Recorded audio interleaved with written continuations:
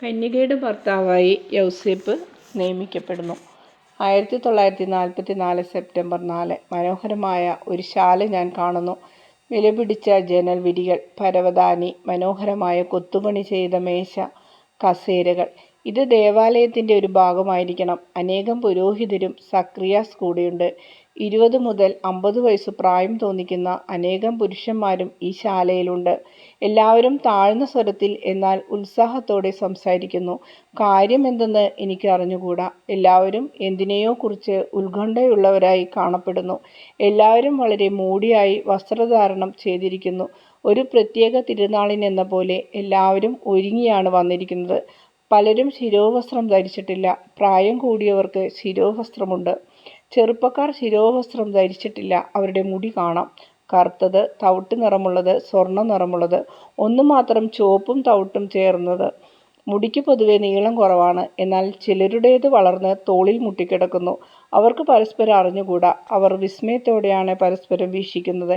എന്നാൽ എല്ലാവർക്കും ഒരു സാധർമ്മ്യമുണ്ട്. എല്ലാവരും ഒരേ കാര്യത്തിനായി വന്നിരിക്കുന്നവരാണ്. ഒരു മൂലയിൽ ജോസഫിനെ കാണാം. പ്രായം ചെന്ന ഒരു ബഹുമാന്യനായ വ്യക്തിയോട് സംസാരിച്ചു കൊണ്ടിരിക്കുന്നു. ജോസഫിന് 30 വയസ്സ് പ്രായം കാണും. സുന്ദരനായ മനുഷ്യൻ. കടും തവിട്ട് നിറമുള്ള ചുരുണ്ട മുടിയും താടിയും. താടിയിലേക്ക് മുഖത്തിൻ്റെ ഇരുവശങ്ങളിലേക്കും വളർന്നിട്ടുള്ള മേൽമീശ. ചുവപ്പ് കലർന്ന തവിട്ട് നിറമുള്ള കവിളുകൾ. കറുപ്പ് നിറമുള്ള കണ്ണുകൾ, കരുണാർദ്രമായവ. ഗൗരവവും ദുഃഖവും കലർന്ന മിഴികൾ. എന്നാൽ ചിരിക്കുമ്പോൾ അവ പ്രകാശിക്കുകയും ആകെ യുവത്വം തോന്നിക്കുകയും ചെയ്യുന്നു. തവിട്ട് നിറമുള്ള വസ്ത്രമാണ് ധരിച്ചിരിക്കുന്നത്. വളരെ ലളിതമായും എന്നാൽ ഭംഗിയായും വസ്ത്രധാരണം ചെയ്തിരിക്കുന്നു. ഒരു പറ്റം ലേവായക്കാർ വന്ന് വാതിലിൻ്റെയും നീളമുള്ള ഒരു മേശയുടെയും ഇടയ്ക്ക് നിൽക്കുന്നു. തുറന്നു കിടക്കുന്ന വാതിലിൻ്റെ വിരി വലിച്ച് വാതിൽ മറയ്ക്കുന്നു. ആൾക്കാരുടെ ജിജ്ഞാസ വർദ്ധിക്കുന്നു. അതാ ഒരു ലേവായൻ വരുന്നു. കയ്യിൽ ഒരു കെട്ട് ഉണക്കക്കമ്പുകൾ. അയാളെ പ്രവേശിപ്പിക്കാൻ ആരോ വിരി ഒരു വശത്തേക്ക് വലിക്കുന്നു. ജിജ്ഞാസ വർദ്ധിക്കുകയായി.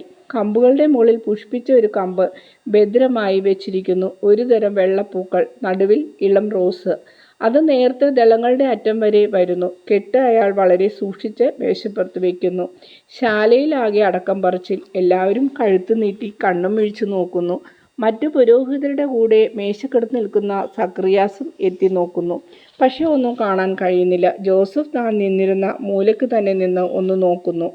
സംഭാഷണത്തിൽ ഏർപ്പെട്ടിരുന്ന ആ മനുഷ്യൻ എന്തോ പറഞ്ഞപ്പോൾ ജോസഫ് നിഷേധാർത്ഥത്തിൽ ചിരിക്കുകയും തല കുലുക്കുകയും ചെയ്യുന്നു. വിരിക്കുള്ളിൽ നിന്ന് കാഹളം മുഴങ്ങുന്നു. എല്ലാവരും നിശബ്ദരായി. ക്രമമായി വാതിലിൻ്റെ ഭാഗത്തേക്ക് തിരിയുന്നു. കർട്ടൻ വലിച്ച് വാതിൽ നന്നായി തുറന്നിട്ടിരിക്കുന്നു. പ്രധാന പുരോഹിതൻ മൂപ്പന്മാരോട് കൂടെ പ്രവേശിക്കുന്നു. എല്ലാവരും വളരെ താണ് കുനിഞ്ഞു വണങ്ങുന്നു.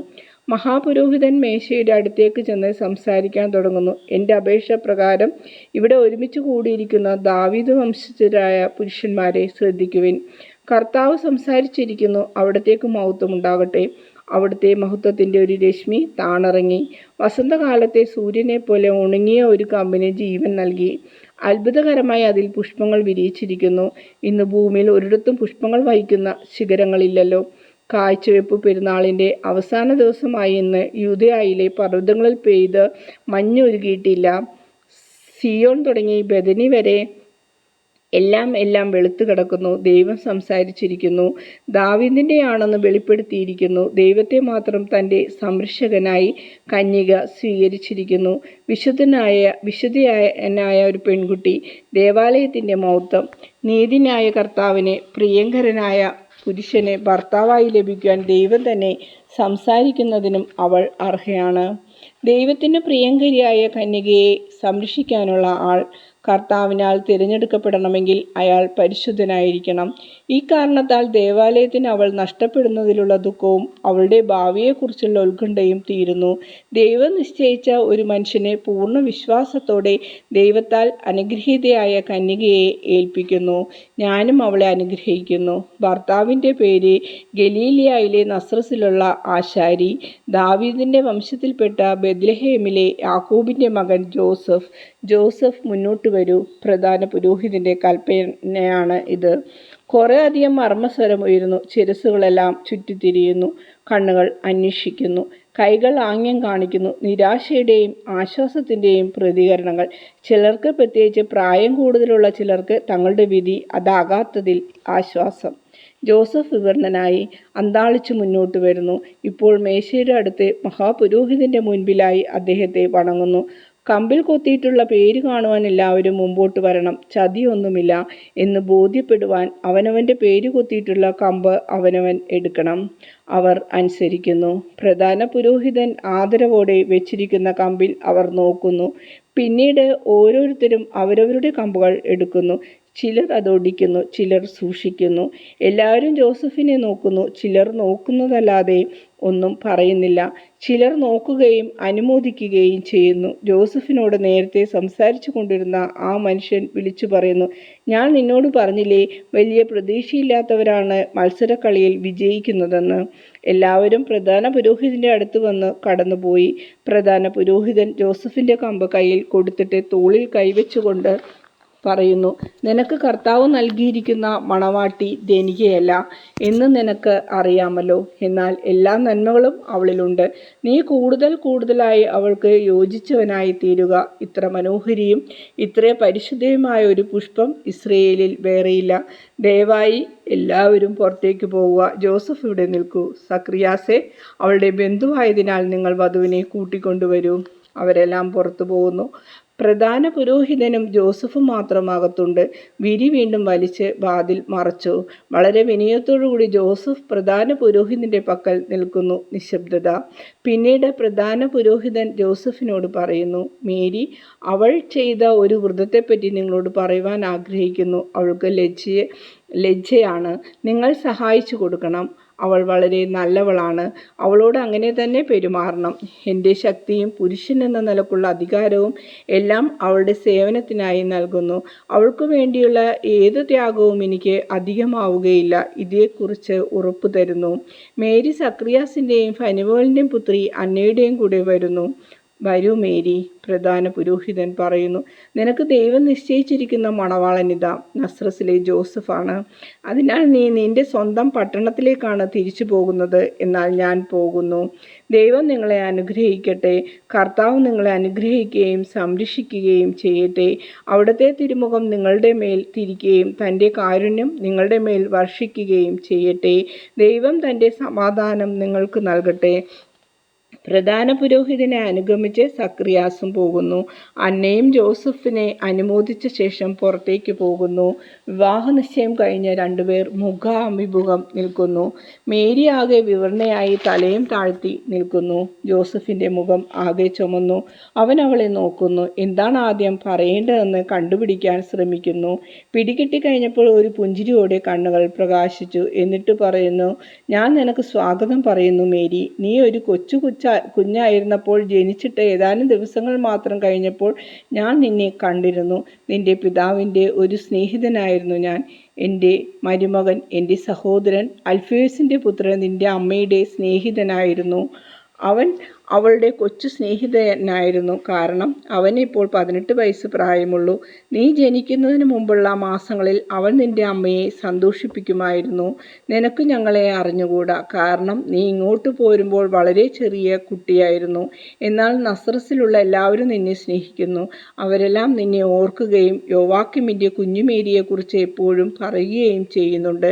നിന്റെ ജനനം കർത്താവിൻ്റെ ഒരു അത്ഭുതമായിരുന്നു. വന്ധ്യയായ വൃദ്ധശ്രീ ഫലമണിഞ്ഞു. നീ ജനിച്ച ഒരു സന്ധ്യാസമയം ഞാൻ ഇപ്പോഴും ഓർക്കുന്നു. ഞങ്ങളെല്ലാവരും ഓർക്കുന്നു. കാരണം അതുപോലൊരു മഴ ഒരിക്കലും കണ്ടിട്ടില്ലാത്ത വിധം അത്ര ശക്തമായ മഴ. വരണ്ടുകിടന്ന വയലിനെയെല്ലാം അത് ജീവനുള്ളതാക്കി. അന്നത്തെ ഇടിയും മിന്നലും കൊടുങ്കാറ്റും എന്നാൽ ഒരിലയ്ക്ക് പോലും കേടുവരുത്തിയില്ല. എല്ലാം തീർന്നപ്പോൾ ഒരിക്കലും കണ്ടിട്ടില്ലാത്ത വിധത്തിൽ മനോഹരമായ ഒരു മഴവില്ല്. പിന്നെ യോവാക്കിമിൻ്റെ സന്തോഷം പറയാനുണ്ടോ? നിന്നെ കയ്യിലെടുത്ത് താലോലിച്ചുകൊണ്ട് അയൽക്കാരെ കാണിക്കുമായിരുന്നു. സ്വർഗത്തിൽ നിന്ന് ഇറങ്ങി വന്ന ഒരു പുഷ്പം എന്ന പോലെ അദ്ദേഹം നിന്നെ നോക്കി അത്ഭുതപ്പെട്ടിരുന്നു. മറ്റുള്ളവരും അത് മനസ്സിലാക്കണമെന്നും അദ്ദേഹം ആഗ്രഹിച്ചിരുന്നു. പാവം മനുഷ്യൻ. തൻ്റെ മേരിയെക്കുറിച്ച് സംസാരിച്ചുകൊണ്ട് മൃതിയടഞ്ഞ സംതൃപ്തനായ വൃദ്ധൻ. അദ്ദേഹം പറയുമായിരുന്നു, മേരി എത്ര സുന്ദരിയാണ്, എത്ര നല്ലവളാണ്. എത്ര ജ്ഞാനവും കൃപാവരവും നിറഞ്ഞ വാക്കുകളായിരുന്നു അവൾ പറഞ്ഞിരുന്നത്.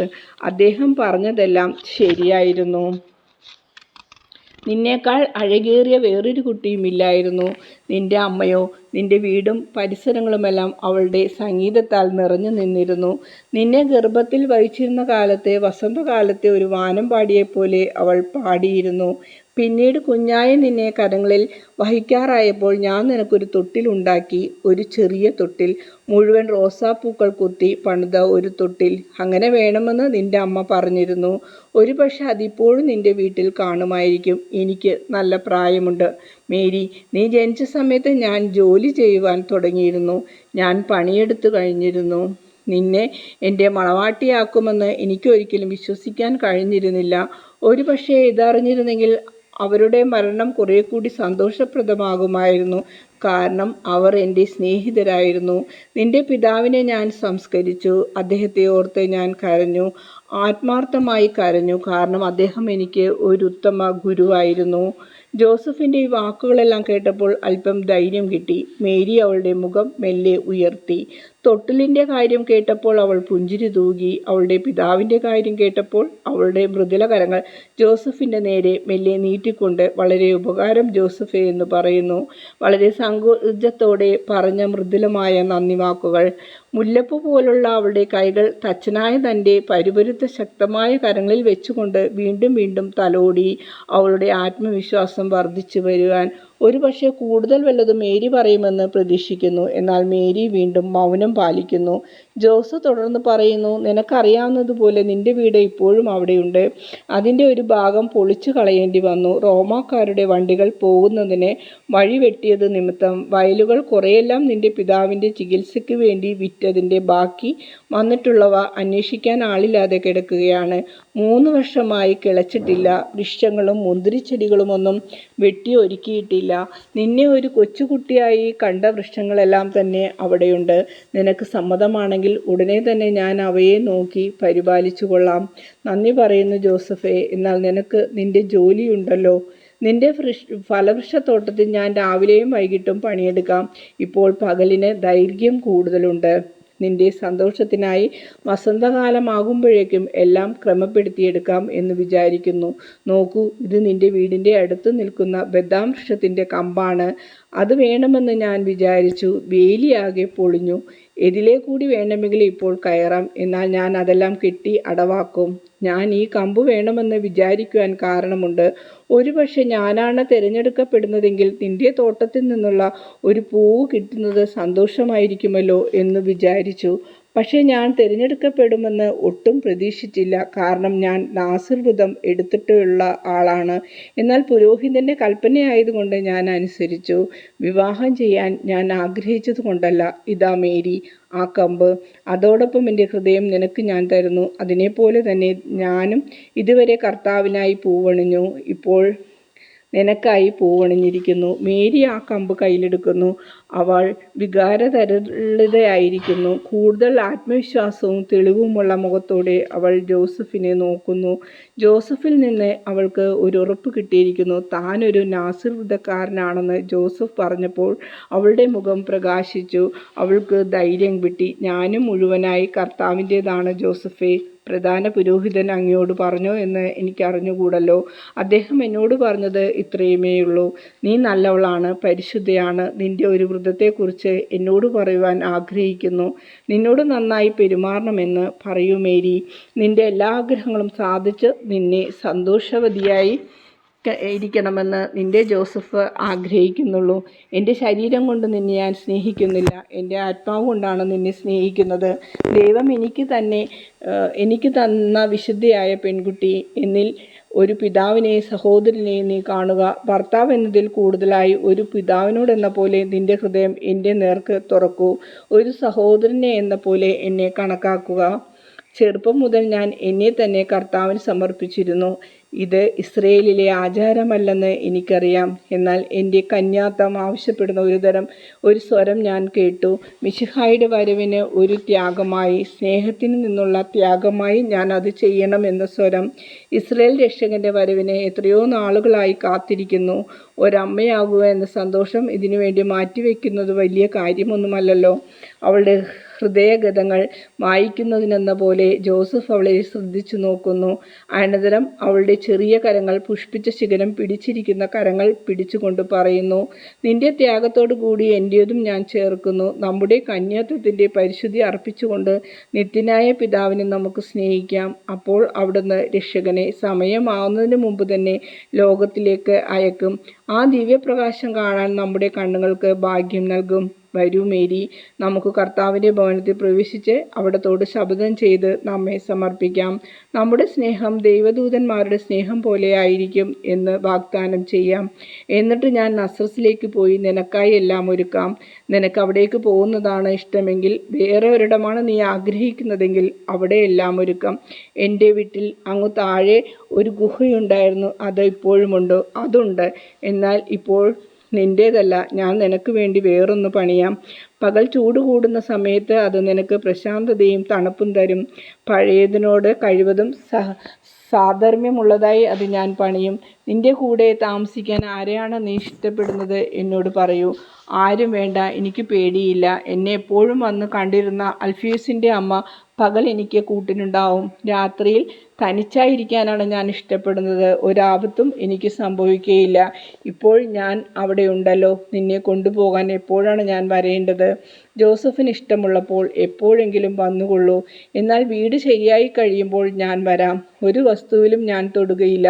നിന്റെ അമ്മ അവയെല്ലാം വെച്ചിരിക്കുന്നത് പോലെ തന്നെ നീ കാണണം എന്നാണ് എൻ്റെ ആഗ്രഹം. എന്നാൽ നിനക്ക് സങ്കടം തോന്നാതിരിക്കുന്നതിന് വേണ്ടി വീട് നല്ല ശുചിത്വമുള്ളതും വെളിച്ചമുള്ളതുമാകണമെന്ന് ഞാൻ ആഗ്രഹിക്കുന്നു. വരൂ മേരി, നമുക്ക് പോയി അത്യുന്നതനെ സ്തുതിക്കാം. ഞാൻ വേറൊന്നും കാണുന്നില്ല.